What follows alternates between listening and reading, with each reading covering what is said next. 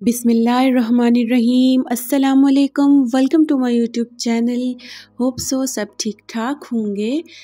आज मैं आपके लिए पोटैटो स्नैक्स की रेसिपी लेकर हाज़िर हुई हूँ। आलू के पकोड़े जिसके बगैर हम पाकिस्तानियों का रोज़ा नहीं खुल सकता। अगर इफ्तार में आपके पास टाइम कम है तो आप मिनटों में ये वाले स्नैक्स बनाकर ढेर सारे ये स्नैक्स बनाकर तैयार कर सकते हैं। सिर्फ 15 मिनट में ये सब बनकर तैयार हो जाते हैं इंशाल्लाह। और अगर आप चैनल पर न्यू होते हैं तो प्लीज़ आपसे रिक्वेस्ट है कि चैनल को सब्सक्राइब ज़रूर कर दिया करें। चलिए आइए वीडियो की तरफ चलते हैं। यहाँ पर मैंने बेसन ले लिया है, 2 कप मैंने बेसन लिया था, छान लिया था इसको अच्छी तरह से पहले मैंने। अब हमने इस बेसन का घोल तैयार करना है तो उसके लिए मैं कुछ स्पाइसेस ऐड कर रही हूँ। 1 टीस्पून लाल मिर्च पाउडर और 4 टीस्पून हल्दी पाउडर ऐड कर दूँगी और 1 टीस्पून मैं इसमें नमक डाल दूँगी और 1.5 टीस्पून के करीब मैं इसमें खुश्क धनिया पाउडर का ऐड कर दूँगी। बहुत ही लिमिटेड से मसाले इसके अंदर जाएंगे। और यहाँ पर मेरे पास कसूरी मेथी है, इसको अपने हाथ पे क्रश करके हम डाल देंगे। कसूरी मेथी की स्नैक्स में बहुत ज़बरदस्त खुशबू आती है। और यहाँ पर मेरे पास 1 चुटकी अजवाइन है, फ्राइड चीज़ों में अजवाइन को ज़रूर ऐड किया करें। और 4 टीस्पून मेरे पास बेकिंग सोडा है। बेकिंग सोडा से ये होता है कि पकोड़े स्नैक्स आपके बहुत सॉफ्ट क्रंची और क्रिस्पी बनते हैं, तो इसको थोड़ी सी मिकदार में ज़रूर ऐड किया करें। इसके बाद हमने पानी ऐड कर इसका एक ज़बरदस्त सा स्मूथ सा घोल बैटर तैयार कर लेना है, जो कि ना बहुत ज़्यादा पतला हो और ना ही बहुत ज़्यादा गाढ़ा हो। इतना स्मूथ हो कि आलू इसके साथ आसानी से लग जाएं, चिपक जाएं। इतना पतला ना हो कि आलू के साथ ये ऊपर ये ठहरे ही ना।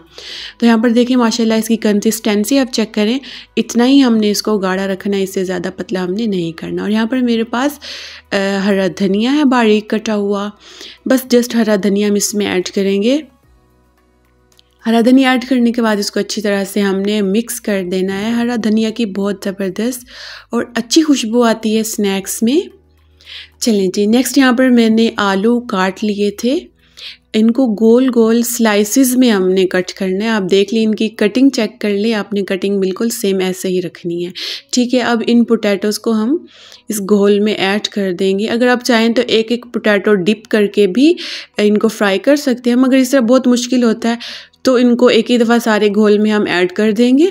नेक्स्ट हमने एक पैन लेना है और उसमें एक एक करके हमने सारे जो हैं डालते जाना है, जितने भी फ्राई पैन में आएंगे।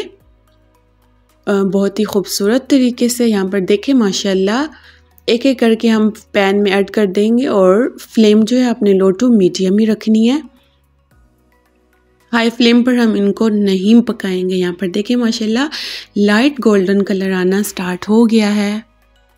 अगर आपके पास अचानक से मेहमान आ गए हैं तो आप झटपट में पोटैटो के ये स्नैक्स रेडी कर सकते हैं। ये बहुत आसानी से बन जाते हैं, बस इसका घोल तैयार करें और पोटैटो काटें और इनको फ्राई करना स्टार्ट कर दें, दैट्स इट बस। यहाँ पर देखें माशाल्लाह कितना ज़बरदस्त कलर आ गया। अब हम इनको निकाल लेंगे। माशाल्लाह बहुत ज़बरदस्त स्नैक्स हमारे जो हैं तैयार हो गए हैं। अब हम इनको निकाल लेंगे और नेक्स्ट जो हमारे पास रह गए हैं हम उनको भी फ्राई कर लेंगे। अगर आपको वीडियो अच्छी लग रही होती है तो वीडियो को लाइक ज़रूर किया करें और एक प्यारा सा कमेंट भी ज़रूर किया करें, इससे हमारी हौसला अफजाई होती है। तो यहाँ पर देखें माशाल्लाह बाकी मैंने सारे स्नैक्स भी ऐड कर दिए हैं। अब मैं आपको इसकी फ़ाइनल लुक दिखाऊंगी। माशाल्लाह हमारे स्नैक्स, हमारे आलू के पोटैटो झटपट में 15 मिनटों में बनकर तैयार हो गए हैं, प्लेट भर कर माशाल्लाह ज़बरदस्त तरीके से। अगर आपका कोई और पकोड़े बनाने को दिल नहीं कर रहा, दूसरे पालक वाले पकोड़े या किसी भी टाइप के, तो आप सिंपली ये पोटैटोज़ काटें स्लाइसिस में और इसका घोल तैयार करें, उनको बनाना स्टार्ट करें। अगर आपको रायते की वीडियो चाहिए तो रायते की वीडियो मैंने अपने चैनल पर अपलोड की हुई है, आप जाकर देख सकते हैं। उम्मीद है कि मेरी आज की रेसिपी आपको अच्छी लगी होगी। अगर रेसिपी अच्छी लगी है तो वीडियो को लाइक शेयर कमेंट्स ज़रूर करें।